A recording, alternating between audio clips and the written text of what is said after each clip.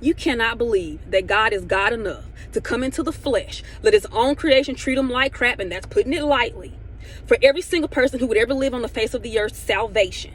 But he is not God enough to deliver, save you, and keep you from your sin. God is not a man that he shall lie. It says who the Son sets free is free indeed. And it also tells us in the Bible, when you come out of something, out of the world, it says, as were such some of you. It says were. Word is the key word here. Past tense, as in used to be. Word means that you could have been something and you no longer are. But the carnally minded people will try to make you think that God is not able to do things like that, because the carnal minded people cannot receive the things that are of the Spirit.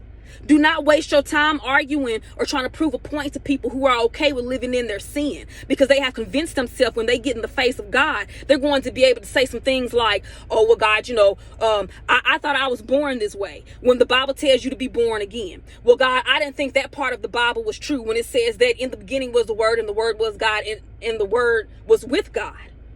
Then they'll try to say some things like, well, God, what about the people who, did this and they did that and they did this? And it's only going to be an account for your life only.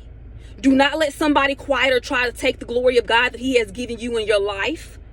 This is not a joke. This is not a game. God saved you. He removed the veil. He let the scales fall from your eyes, and you have walked into truth. But because they are still walking in the ways of the world, and in order to come from out of that, they have to admit that they are wrong and that God is right.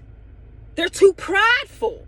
They don't want to do that. They're not going to see that. If you're somebody who used to identify as a stud, this is especially hard for us. When I first started in 12 days this month, it would make exactly 3 years I have been free. And I would be lying to you if I told you that I don't still struggle with moments in my daily life where I feel like I am not feminine enough. But that does not mean that God has not set me free and delivered me from that thing. That doesn't mean that I have a desire to go back. That just means that God is still consecrating me and working me through the process. That doesn't make me any less of a woman than the next woman. Please carry yourself with confidence, and the utmost confidence at that, because you have been saved and set free. God has saved you. God is not a man that he shall lie. If you are free, you are free indeed. It says, as were such some of you were. Past tense, no longer. Don't worry about the Pharisees and the Sadducees and all the hearsays. Don't you let no Pharaoh put no chain back on you. Walk in your freedom and let it be what it is, because they're going to talk regardless. They're going to do that.